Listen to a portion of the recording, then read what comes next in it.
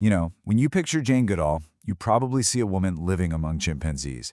But her real discovery, it wasn't just about them. It was really about us. She basically held up a mirror to humanity and forced us to completely rethink our place in the world and how we see every other being we share this planet with. So, that's exactly what we're going to do here. We're going to trace her story just as she lived it. As she says herself, every time she tells it, she goes right back to the beginning. So let's go back with her and see how one young woman, with really nothing but a dream, managed to completely change how we understand life itself.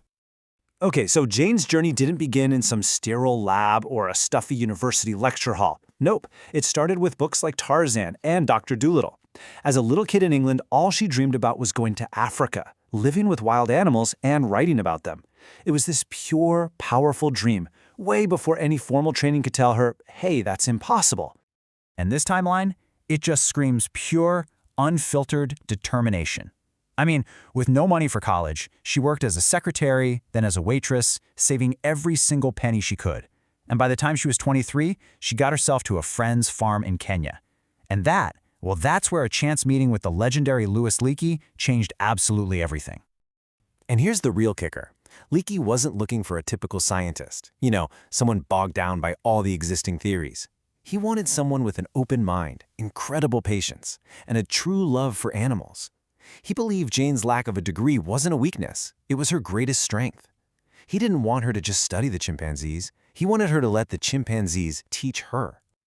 So, when Jane finally gets to Gombe in 1960, the reality of it all just hits her like a ton of bricks. The terrain was incredibly rough, she got sick with malaria, and for 4 straight months, the chimpanzees ran away the second they saw her. And get this, her grant was only for 6 months. The clock was seriously ticking.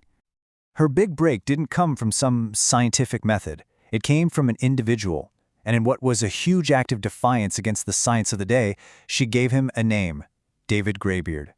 As he slowly lost his fear of her, his high rank in the group basically signaled to everyone else that, hey, maybe she's not a threat.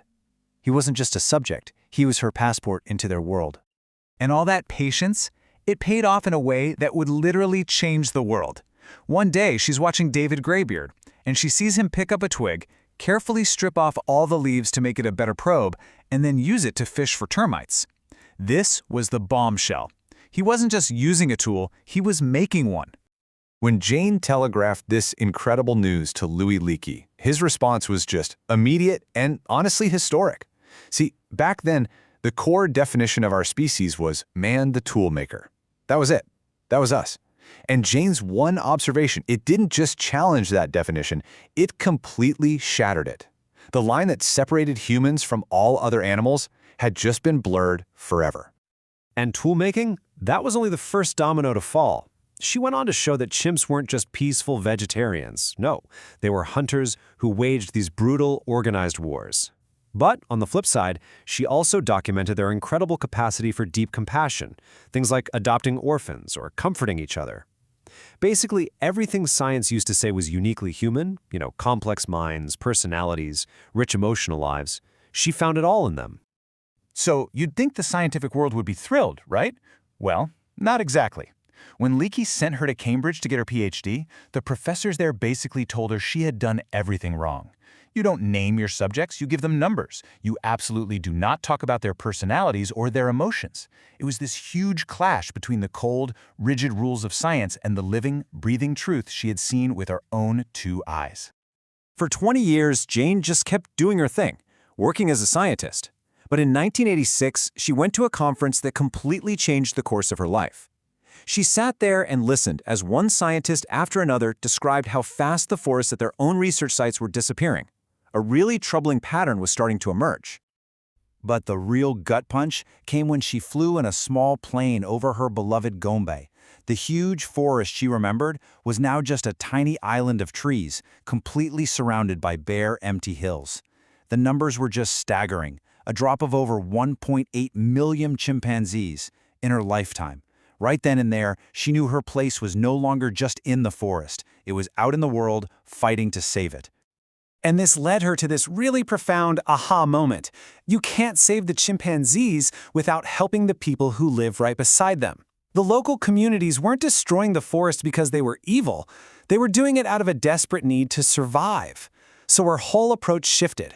She went from just observing to collaborating, from lecturing to listening, to find solutions that lift up people, animals, and the environment all at the same time.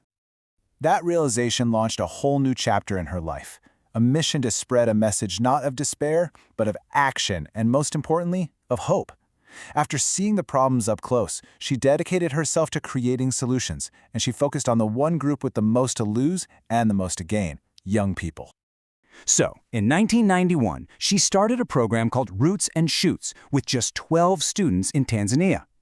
The idea is so simple, but it's incredibly powerful. Give young people the tools to lead projects in their own communities that help people, animals, and the environment. And today, it's a massive global movement in over 65 countries, proving that little actions, when you multiply them, can create enormous change. And this, right here, gets to the absolute core of her message today. For Jane, hope isn't some passive feeling. It's not just wishful thinking. Hope is a verb. It's something you do.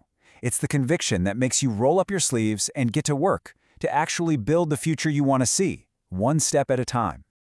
She carries this little bell with her, a gift she got from Cambodia. It was made from the metal of a diffused landmine found in the killing fields of the Khmer Rouge. It's this tangible, powerful symbol of her whole philosophy that, even from the most unimaginable darkness, human action can create peace. It's a little reminder that from the deepest despair, new life is always, always possible. So we end right where Jane's message always does, with us. Her entire life is proof of the power of one single individual. Her science showed us that the line separating us from the rest of the animal kingdom is way fuzzier than we ever thought. And her activism proves that every single one of us has a role to play. So the only question left is the one she's asking all of us.